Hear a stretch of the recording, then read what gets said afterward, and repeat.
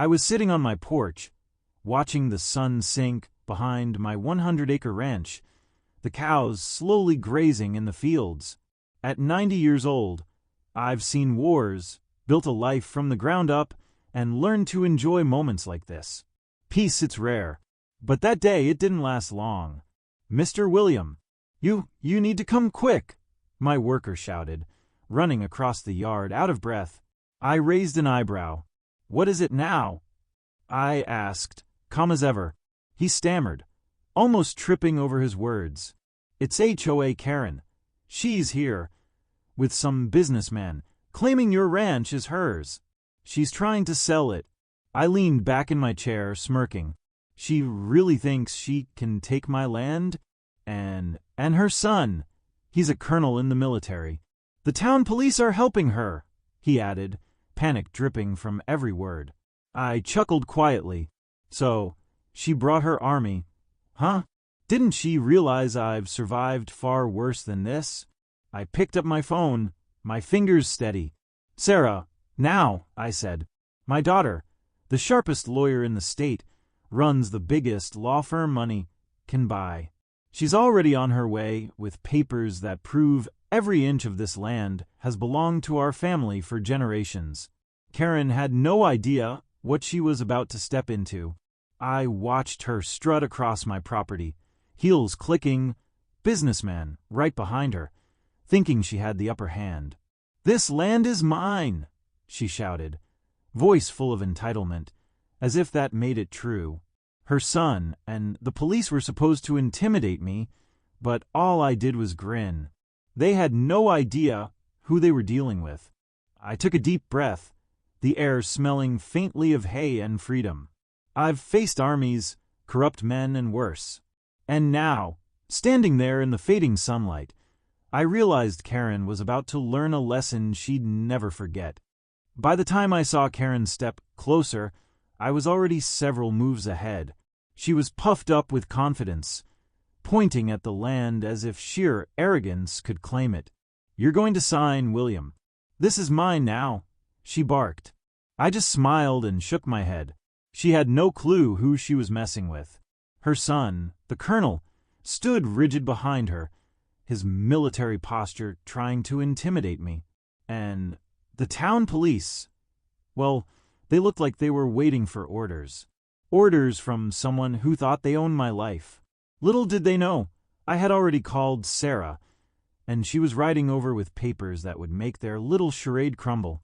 I leaned back on my chair, letting the tension build. Karen didn't even notice my smirk. I could see the gears turning in her head. She thought control was hers because of her son's rank and a couple of officers. But she had no idea that the real power in this story wasn't hers, and it certainly wasn't on her side. The businessman behind her fidgeted, glancing at his phone like he was checking the legality of the scam. I didn't bother him. I had bigger things on my mind. I knew that once Sarah arrived, she would tear apart their claims like paper in the wind. I could almost hear the panic setting in on Karen's face already. And then it got worse for her. Karen made a call, presumably to bring her son in closer or coordinate with some backup. She had no idea that her call would trigger something she didn't expect, because while she thought she was orchestrating a takeover, the real cavalry was already on its way. The kind that doesn't just protect land, it protects family, honor, and legacy. I let her stew for a moment, letting the fear start to seep in. That's when I realized just how funny this was. She had all the confidence in the world, thinking she had control, but every step she took was playing right into my plan, and I hadn't even needed to raise my voice. By the time Sarah pulled up in her sleek black SUV, I was still leaning on the porch, watching Karen try to assert herself. Her voice had grown sharper, more desperate. "William, you're not listening. This land..." I held up a hand. "I'm listening just fine," I said calmly, smirking. "But you might want to listen yourself." Sarah stepped out, papers in hand, her presence alone turning the tension up a notch. She didn't rush or yell. She walked with confidence, like a storm ready to break. I could see Karen's eyes widen when she realized who we were dealing with. My daughter, the top lawyer in the state, with the most expensive law firm in the country, had just entered the battlefield. "Here are the documents," Sarah said, slapping a thick folder on the hood of her car. "This land has been in our family for generations. Every legal right, every claim. It's all documented. Try me if you dare." Karen's face paled for the first time. The businessman looked around nervously, unsure if he should still play along. Her son, the colonel, stepped forward, hands clenched, clearly ready to flex his authority. But even he paused when Sarah spoke. "And if anyone tries to interfere unlawfully," she continued, her eyes cold and steady, "there are consequences. Criminal and civil. You've been warned." The words hung in the air like thunderclouds. Karen tried to recover. "I'll call my son. He'll handle this," she spat, fumbling for her phone. That was her first real mistake. She thought she was bringing reinforcements. She had no idea that the reinforcements coming weren't hers to call, and they were about to arrive in a way that would completely flip the script. I watched her scramble, my grin widening. The game had just begun, and she had already stepped right into my trap. Little did she know, every move she made was being countered before she even made it. And the cavalry, my cavalry, was closer than she imagined. Karen's hands shook as she fumbled with her phone, ready to call her son for backup. She thought he would storm in and rescue her, but she didn't notice the faint hum growing in the distance. The kind of hum that makes anyone standing on a ranch stop and look around. Before she could press the call, I nodded toward the horizon. "You're about to meet the wrong reinforcements," I said calmly. My voice was steady, but every word carried the weight of experience. She turned toward me, confusion and fear battling with her arrogance. Suddenly, military vehicles appeared down the ranch road, dust kicking up as they rolled closer. MPs, armed and disciplined, stepped out. Karen gasped. Her son? She thought. But no, this wasn't her colonel. Not even close. I kept smirking as I watched the realization slowly dawn on her. These weren't her reinforcements.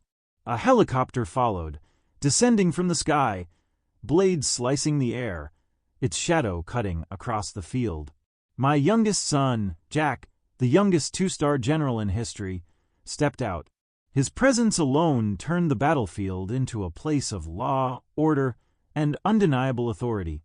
I could see Karen's confidence cracking, piece by piece.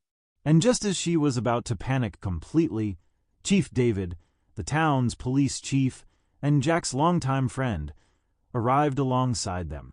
Every corrupt officer and schemer in the vicinity suddenly knew they were outmatched. Karen's eyes widened. The man she thought she controlled. The son she expected to save her. None of it mattered anymore.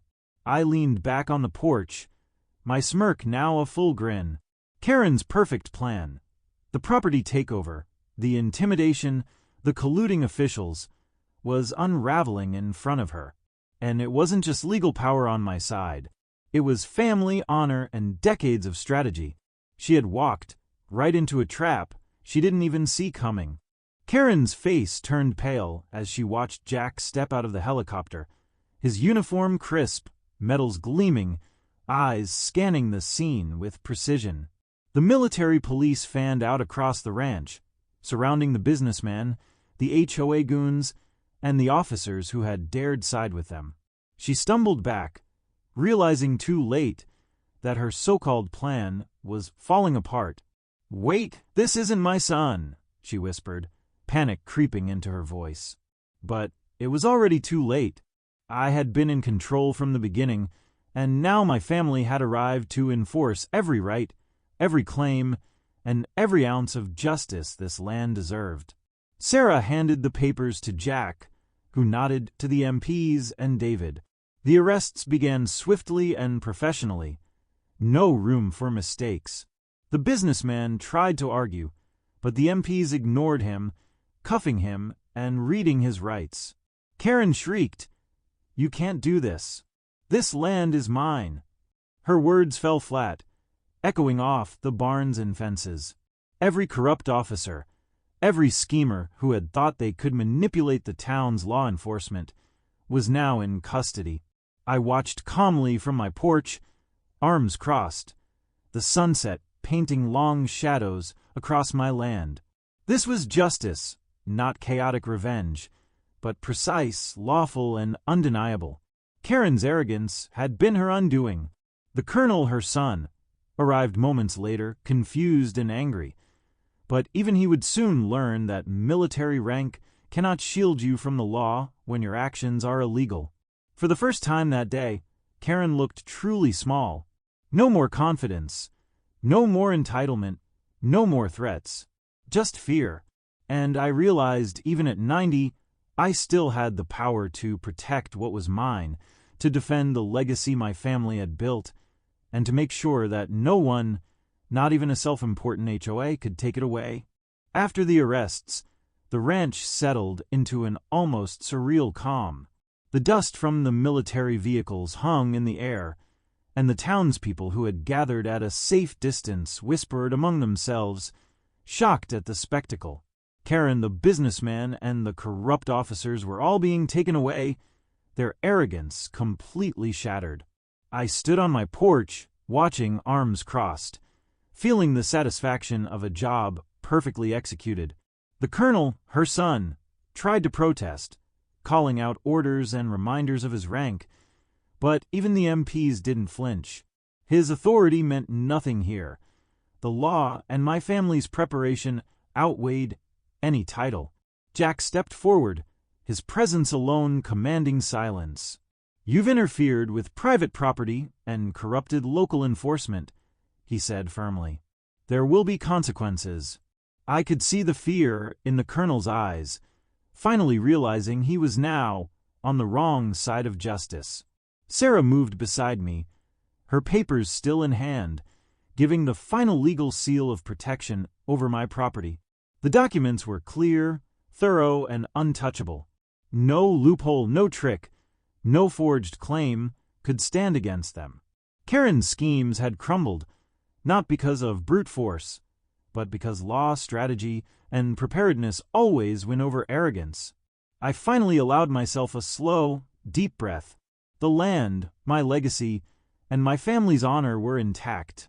The townspeople whispered about the spectacle, some still trying to comprehend how one man at 90 years old had orchestrated the downfall of such powerful opponents. Karen and her accomplices were being led away, humiliated, a clear message that no one could bully, lie, or cheat their way into taking what wasn't theirs. I glanced at Jack and Sarah, pride swelling in my chest. The legacy of this land, of this family, was protected, and for once, I could enjoy the view of my ranch without fear, knowing the law and my family's strength had turned what could have been a disaster into the perfect victory. Even after the arrests, the tension in the air lingered. Karen's son, the colonel, had been quiet, staring at the ground, realizing just how badly he had miscalculated. He thought his rank could intimidate, his influence could bend rules, but now he faced not only legal consequences, but the public humiliation of watching his mother and her allies dragged away. Jack walked over to me, nodding subtly. "Everything's secure, Dad. No one's touching this land, and the town won't forget today." I smiled, feeling a rare mixture of relief and pride. My son, the youngest two-star general in history, had just reminded everyone that real authority doesn't need to shout. It commands respect naturally. The townspeople began approaching cautiously, whispering words of admiration and awe. They had all seen HOA Karen at her worst, and now they were witnessing her comeuppance. Some shook my hand, some bowed slightly, and some simply stared, trying to absorb what had just happened. I allowed myself a quiet chuckle. She had underestimated me, underestimated my family, and underestimated the strength of law, honor, and experience. Sarah walked beside me, folding the last of the papers. "Your property is fully secured," she said, her tone both professional and satisfied. I looked out across the fields, my cows grazing calmly, the barn standing tall, and the wind carrying the scent of freedom. Every inch of this land, every blade of grass belonged to us. Karen's son would face military investigation, and her influence in town was officially over. The lesson was clear: arrogance and corruption cannot triumph over strategy, preparation, and family. And as I watched Jack and David coordinate the final steps with the MPs, I realized that peace on this ranch was finally restored, not by luck, but by foresight, courage, and the unwavering support of the people I trusted most. As the sun dipped behind the hills, casting a golden glow across my ranch, I finally allowed myself to breathe deeply. The chaos was over. Karen, the businessman, and every corrupt officer were in custody. The colonel, her son, would face military investigation, and the town had witnessed firsthand that no one could bully their way into someone else's life or property. I walked slowly across the fields, my hand brushing the tall grass. This land wasn't just dirt and fences, it was my legacy, built over decades of work, sacrifice, and honor. Jack was coordinating with the MPs and the town police chief, ensuring every detail was legally airtight. Sarah had already filed the final documents with the state, locking in our claim permanently. I paused near the barn, watching my cows move calmly as if nothing had happened. A smile spread across my face. At 90 years old, I had taught a lesson that would echo for generations. Arrogance, greed, and corruption can never triumph over truth, preparation, and family.